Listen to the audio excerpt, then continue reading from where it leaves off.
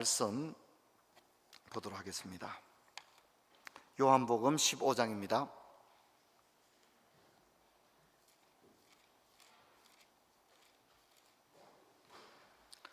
13절부터 27절까지 제가 읽겠습니다. 사람이 친구를 위하여 자기 목숨을 버리면 이보다 더 큰 사랑이 없나니 너희는 내가 명하는 대로 행하면 곧 나의 친구라.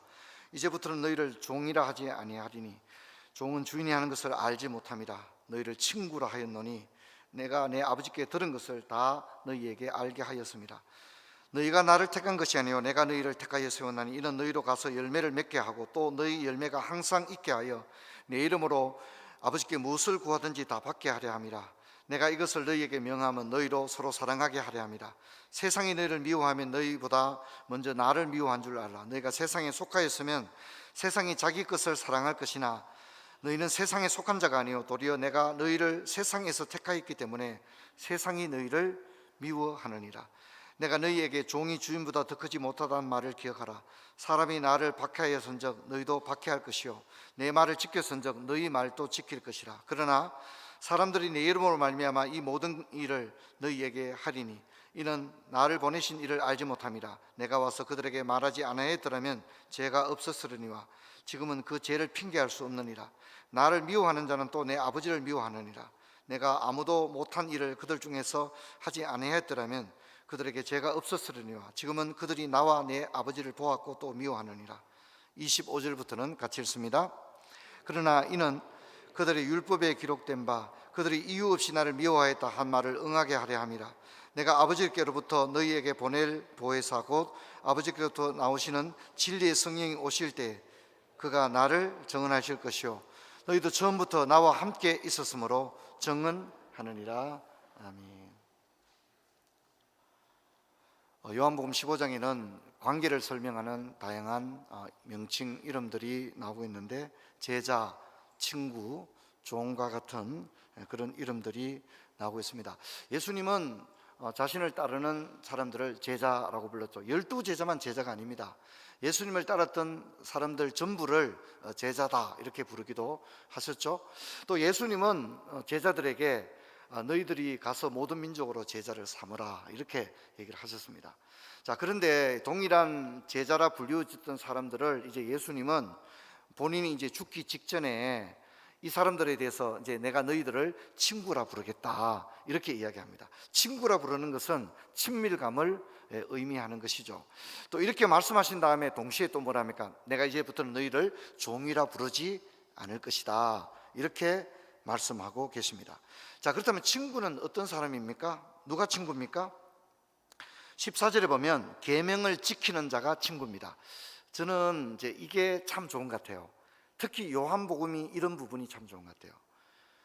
여러분, 이것은 성경은 조금도 헷갈릴 게 없어요.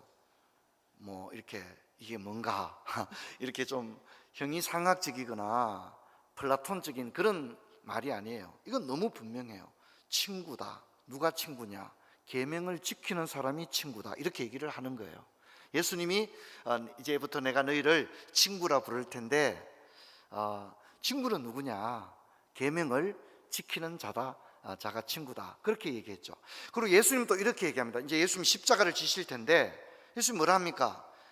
친구를 위하여 목숨을 버리는 것이 가장 큰 사랑이다 이렇게 얘기하면서 자신이 십자가를 지는 것도 뭐라고 말합니까? 죄인들을 위하여 십자가를 진다 그렇게 말씀해도 되죠. 그런데 뭐라고 말한다고요? 친구를 위하여 목숨을 버린다 그렇게 이야기를 하는 겁니다. 그래서 너희가 내가 명하는 대로 행하면 곧 나의 친구다 그렇게 얘기하고 14장에는 뭡니까? 너희들이 내 계명을 안 지키는 것은 아직 성경을 잘 모르거나 믿음이 부족하거나 아닙니다. 뭐라 말하죠? 너희들이 나를 사랑하지 않기 때문이다 그렇게 얘기합니다. 너희들이 사랑한다면 제자훈련 안 받아도 교회 나온 지 한 달밖에 안 돼도 직분 목사 장로 아니어도 너희들이 나를 사랑한다면 내 계명을 지킬 것이다 분명히 그렇게 얘기하는 거예요. 여러분, 이 주님의 이 아규먼트가 너무 분명한 거예요. 그래서 이제 우리가 말씀대로 안 사는 거 변명할 방법이 없는 거예요. 그렇죠? 우리가 말씀대로 안 사는 것은 주님이 보실 때는 딱 이유가 하나밖에 없는 거예요. 뭐죠? 너 나 사랑하지 않는구나. 너 나 사랑하지 않는구나. 뭐 시어머니 핑계대고, 아이고 목사님 요즘 뭐 직장이 바빠서, 그건 안 통하는 거예요. 우리가 말씀대로 살지 않는 것, 너 나 사랑하지 않는구나. 주님이 그렇게 말씀하는 겁니다. 여러분, 우리는 본래 종이었죠. 우리는 죄의 종이었고, 그렇죠? 본질상 진노의 자녀들이었죠. 그런데 그런 우리들을 예수님이 하나님과 우리 사이에 막힌 담을 대신 흘러주셨어요. 그래서 예수를 믿는 사람을 하나님의 자녀가 되게 해주심으로 이제 더 이상 우리는 종이 아니요 하나님의 자녀가 되었다. 예수님이 그렇게 얘기하는 거예요. 자, 그런데 여러분, 이제 제가 이런 말씀 드렸습니다. 우리가 구원받는 건 뭐죠? 구원받는 것은 죄를 용서받는 거죠. 구원받는 건 뭐죠? 천국 가는 거죠. 지옥 안 가고 천국 가는 거죠. 그런데 그 말이 다 맞는 말입니다. 하지만 예수님이 우리에게 주시는 구원은요, 그것보다 훨씬 더 풍성한 구원이라는 사실을 오늘 꼭 기억하기를 제가 부탁을 드리고 싶어요. 예수님이 우리를 위해 대신 피 흘렸기 때문에 우리는 죄를 용서받았어요. 그리고 아버지 집에는 거할 곳이 많기 때문에 우리는 천국에 가게 될 거예요. 근데 이것이 우리가 받을 구원, 우리가 누리게 될 영생의 전부냐? 아닙니다. 주님이 우리에게는요, 가장 좋은 것을 주기를 원하시는 거예요. 그래서 이 모든 것을 포함해서 더 놀라운 것을 주시는데, 이것이 오늘 16, 17절에 나와 있어요. 특별히 16절을 여러분들께서 꼭 기억했으면 좋겠어요. 성경 뭐 많이 읽고 많이 안다, 그래 말씀하지 마시고 이 말씀 꼭 기억하기를 부탁을 드리고 싶어요. 15장 16절 우리 같이 한번 읽어보겠습니다. 너희가 나를 택한 것이 아니요 내가 너희를 택하여 세웠나니 이는 너희로 가서 열매를 맺게 하고 또 너희 열매가 항상 있게 하여 내 이름으로 아버지께 무엇을 구하든지 다 받게 하려 함이라. 자, 여기 보니까요, 우리가 죄를 용서받죠. 지옥이 아닌 천국에 가게 되죠. 끝 아니에요. 이 땅에 사는 동안에도 주님의 마음은 뭐죠? 우리가 열매를 맺기를 원한다는 거예요. 그냥 천국 가는 거, 그게 전부가 아니에요. 천국에 장차가게 될 것이지만 이 땅에 70년, 80년 혹은 90년 인생을 살아가는 동안에 우리가 너무 힘들고 어렵게 살아가는 거, 그거 주님 원하지 않으세요. 그건 주님의 마음이 아니에요.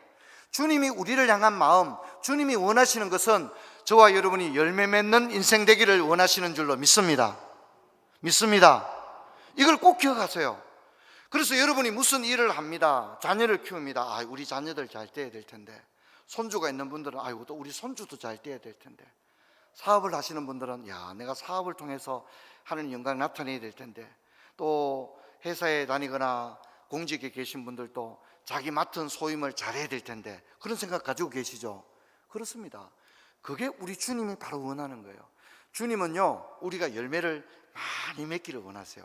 근데 제가 놀란 것은 주님이 열매를 많이 맺기를 원하는 것뿐만 아니라 한 걸음 더 나가서 주님의 마음이 이 마음이에요. 뭐냐면, 여러분, 우리도 한때는 열매를 맺을 때가 있었죠. 사람들이 이제 그런 얘기 합니다. 나 20대 잘 나갔어. 나 40대 말도 하지 마. 진짜 나 40대는 하는 일마다 다 잘 되어서. 그런 분들이 있으시잖아요. 근데 주님의 마음은 뭡니까? 16절에 뭐라 합니까? 이는 너희로 가서 열매를 맺게 하고 또 너희 열매가 항상 있게 하여. 주님은 우리가 한때 잘 나가는 사람이 아니라, 한때 열매 좀 맺고 지금은 열매가 없는 빈털터리 인생이 아니라 열매가 항상 우리 가운데 있기를 원하시는 줄로 믿습니다. 제가 예상한 것보다 아멘 소리가 굉장히 작습니다. 저는 이 말씀 참 우리 아버지의 마음이 참 느껴지는 것 같아요. 우리 아버지의 마음, 그렇죠? 한때 반짝하는 인생이 아니라 이는 너희로 가서 열매를 맺게 하고 또 너희에게 열매가 항상 있기를 원한다.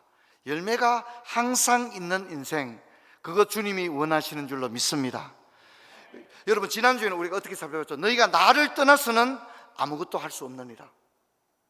하지만 사람이 내 안에 거하면 열매를 어떻게 한다고 그랬죠? 열매를 맺는다고 그랬어요? 성경을 자세히 보면 따라합시다. 열매를 많이 맺나니. 주님은요, 여러분, 우리가 주님 안에 거하면요, 열매 좀 맺다가 말다가 이게 아니에요.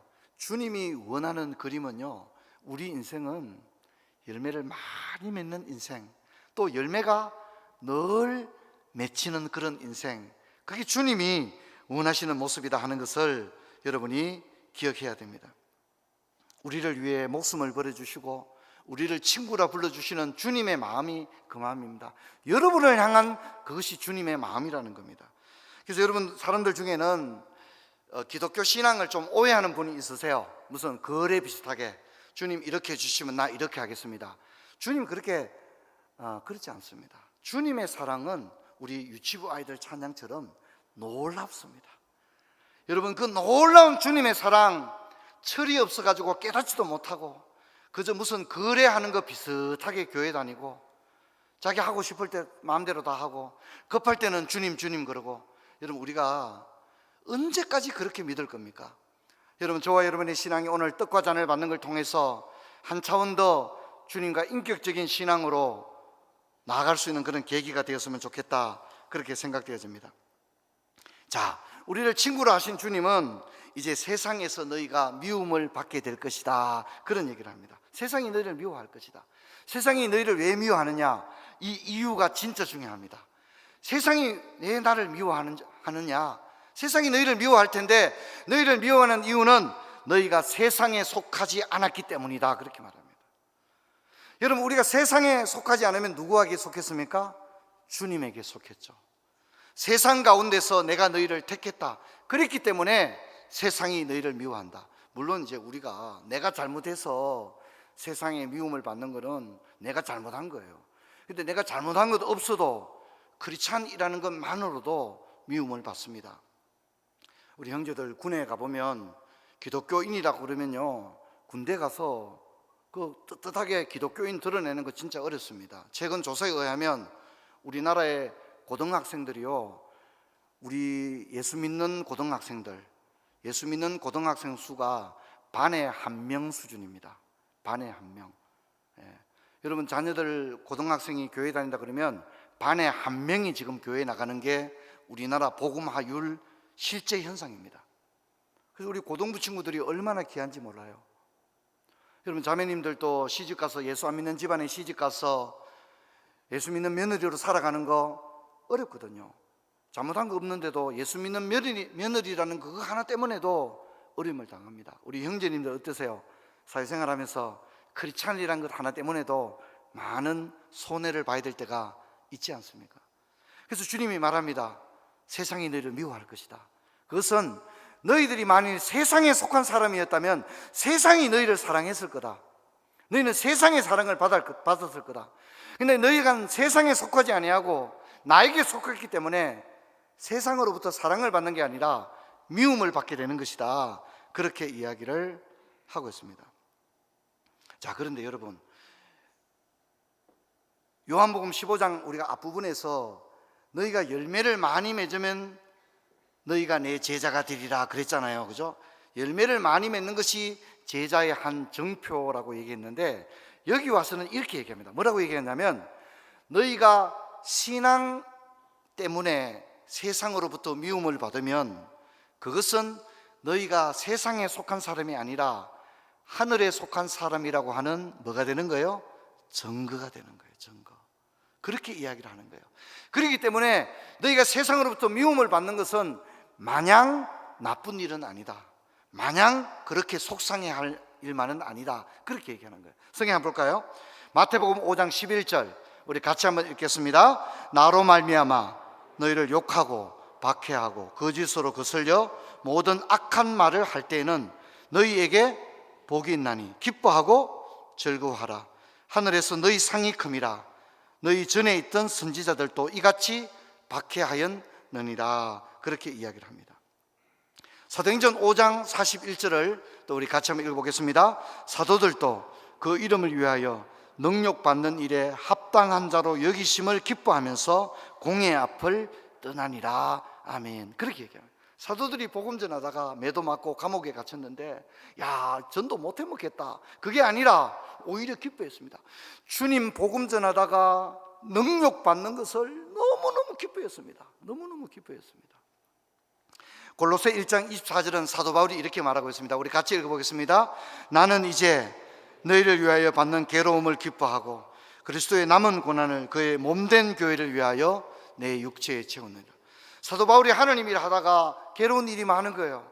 근데 괴로운 일이 많을 때 아유, 주님 복음 전하는 거 너무 힘들어요, 그게 아니라 사도 바울은 이 괴로움을 어떻게 받아들였다고요? 이 괴로움을 기뻐하노라, 그렇게 말합니다.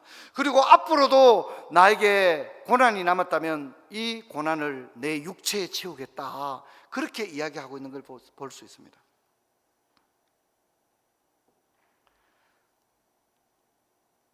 여러분, 우리는 좁은 길을 걸어가는 사람들입니다. 우리는 앞서 십자가를 지고 가신 주님의 골고다 언덕길을 걸어가야 하는 겁니다. 그리고 세상 가운데서는 우리가 세상에 속한 사람이 아니고 하늘에 속한 사람이기 때문에 세상 사람들로부터 당연히 미움을 받는 것입니다. 하지만 여러분, 세상으로부터 당하는 미움과 고난은 오히려 신자들에게는 영광이 되고 복이 되는 것입니다. 근데 많은 사람들이 십자가를 싫어합니다. 특히 현대 그리스도인들은 십자가를 싫어합니다. 신자로서 받아 누리는 축복은 좋아하면서 신자로서 받는 미움은 싫어합니다. 그래서 손해 안 보려고 합니다. 그래서 세상에서도 믿는 티를 안 냅니다. 당당하게 그리스도인임을 드러내야 되는데 그렇게 하지 않습니다. 드러내지 않을 뿐더러 복음을 전하지도 않습니다. 그럼 이것은 잘못된 자세입니다. 그러니 미움을 받지 않죠. 아예 스스로 알아서 미움 안 받는 행동을 해버리는 거예요. 그래야 안 됩니다. 여러분, 오히려 성경은 말하기를 우리는 세상의 빛과 소금이라고 말하고 너희는 이 모든 일의 증인이다, 그렇게 말하고 있습니다. 우리는 착한 행실을 통하여 하나님께 영광을 드러내야 되고 또 말을 통해서 반드시 복음을 전해야만 하는 것입니다. 안 믿는 남편, 안 믿는 아내, 자녀들, 형제들, 직장 동료들에게 내가 가진 기독교 신앙에 대해서 말해야 됩니다. 나는 예수님을 만나고 내 인생이 변했습니다. 저는 지금도 여전히 부족하지만 하나님 사랑 속에 행복하게 살아갑니다. 내가 만난 예수님을 당신도 만나게 되기를 바랍니다. 그렇게 말할 수가 있어야 됩니다. 하지만 오늘 많은 현대 그리스도인들은 매끄러운 사회생활을 지향하고 있습니다. 시간도 돈도 주님을 위해 드리는 것에 많이 인색합니다. 교회 봉사도 안 하려고 그럽니다. 안수집사, 권사, 장로 직분 받고도 교회 일 하는 거 막 굉장히 막 이렇게 막 굉장히 불편하게 막 표정을 짓습니다. 여러분, 그것은 우리가 자꾸 세상으로 가는 겁니다. 하늘에 속한 자면 하늘을 향해야 하는데 자꾸 세상 속으로 가는 것입니다. 세상에 속하려고 하는 것입니다. 여러분, 우리가 만일 세상에서도 환영받고 주님에게도 환영받으면 얼마나 좋겠습니까만 그런 것은 없습니다. 오늘 많은 사람들이 구원받고 축복받는 건 좋아하는데 그리스도인으로서의 역할, 직분자로서의 역할에 대해서는 생각을 하고 있지 않습니다. 주님은 갈릴리 해변에서 베드로에게 네가 나를 사랑하느냐 이렇게 물었습니다. 오늘도 주님은 우리를 향해 묻습니다. 너는 나를 사랑하느냐? 너는 지금 무엇을 쫓아가느냐? 너는 어디에 속한 자이냐? 주님이 물으시는 겁니다. 그때 우리는 대답을 해야 됩니다. 주님, 내가 주님을 사랑합니다.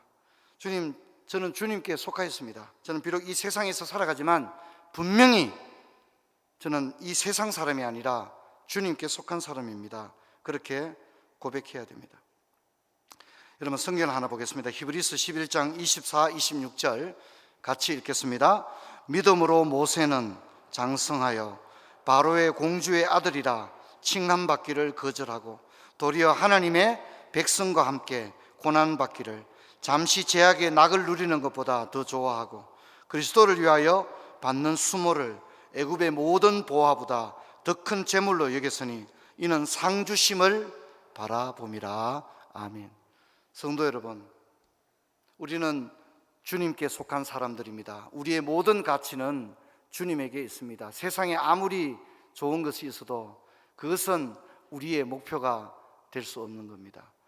자녀들이 오늘 주님 앞에 떡과 잔을 받기 위해 부모와 함께 나왔습니다. 너무 아름다운 모습입니다. 성도 여러분들, 자녀들을 인격적으로 사랑하고 아껴주시기를 부탁을 드립니다.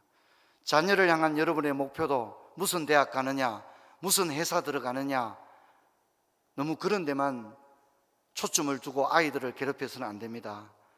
여러분, 아이들은 푸른 초장교회 집사님이 될 수 있도록, 여러분들이 이 교회 집사님인 것처럼 여러분 자녀들도 푸른 초장교회 집사님으로서 믿음 생활 잘할 수 있도록 그런 목표를 분명히 가지고 자녀를 주 안에서 양육하는 일에도 마음을 꼭 모아주기를 부탁드립니다. 코로나 기간에 흐트러진 마음으로 신앙이 무너진 부분이 있다면 오늘 성찬을 통해 우리가 주님께 속한 자라는 사실을 한 번 더 확인하는 그런 은혜가 있기를 주의 이름으로 축원합니다. 찬송가